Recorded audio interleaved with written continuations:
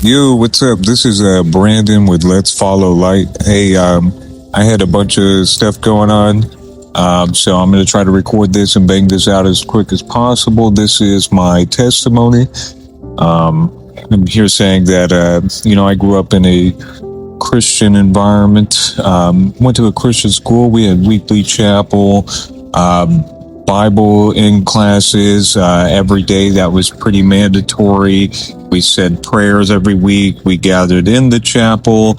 Our school had a church attached to it, which was right down the road, which was available to go to. We would do stuff like go over Bible verses and read out of the Bible and all of that. However, that doesn't always seem to be the ultimate deciding factor. Even in an elementary school, I was around kids that were still cussing and were still doing the wrong things, interested in horror movies and, just behaving pretty worldly, probably a byproduct of their environment they grew up in. And, it was just a whole ordeal for me. So I grew up and I didn't really cling to God. I didn't hear from him.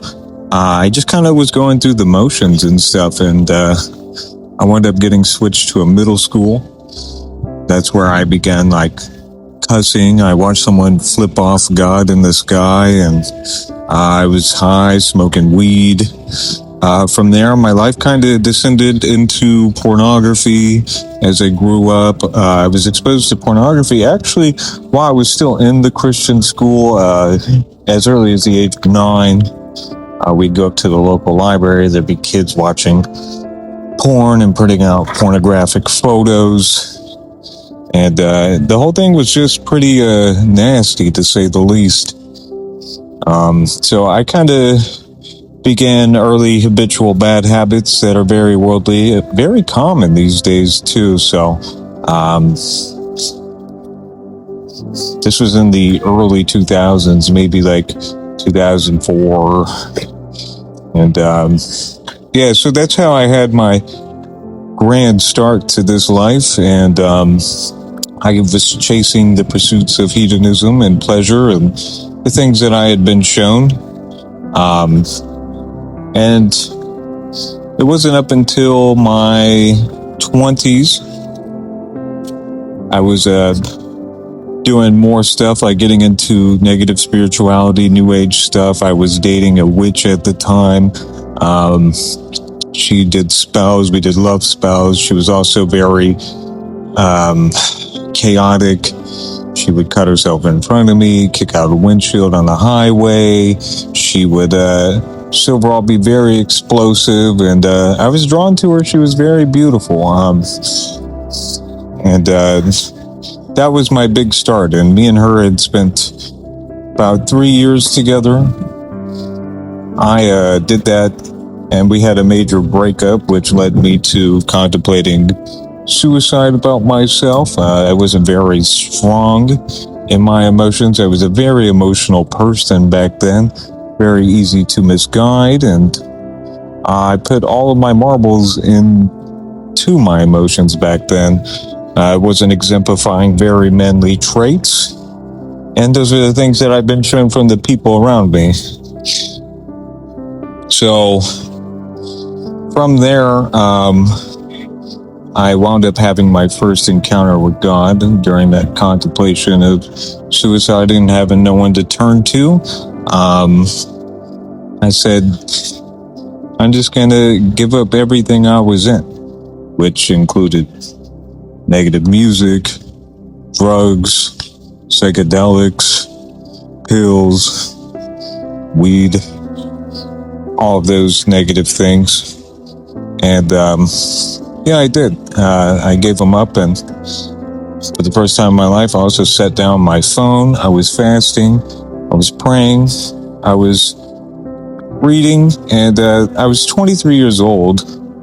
I was living with my grandma, and I come to the conclusion that I needed to do something with my life. And so ultimately, at the tail end of that month, I wound up getting together with the same girl.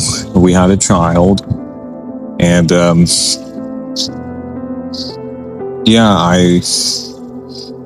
I joined the army, and my encounter with God was, I was hearing Him very clearly. I even had a moment of clarity where He told me to walk over to a pool table at my aunt's house, where I sought refuge because she was Christian. And He said, "Brandon, go over to that pool table." I said, "Okay, God, I'm going to do this." So I walk over there, and then He says, "Grab the cue ball." I did. I closed my eyes, and He said, "Throw the ball." And I did. And then dink, I sunk a ball, and I could tell very quickly what was going to happen. He said, "Do it again until all the balls on the table were cleared." And that was the first time I'd ever put full trust in God in my life after seeing the first two go in. Because I still had doubts momentarily, but that initially was the beginning of where my real belief in God began. I will continue this in another video, but ultimately, this coming up story doesn't reveal one of complete dedication. I'm still in the middle of where I'm at and where I'm going, where I'm heading, and what's going on in my life. So, want to hear more, look out for number 2, because there's a lot of ups and downs. It's not really a happy ending from here. So, thanks for listening. Bye.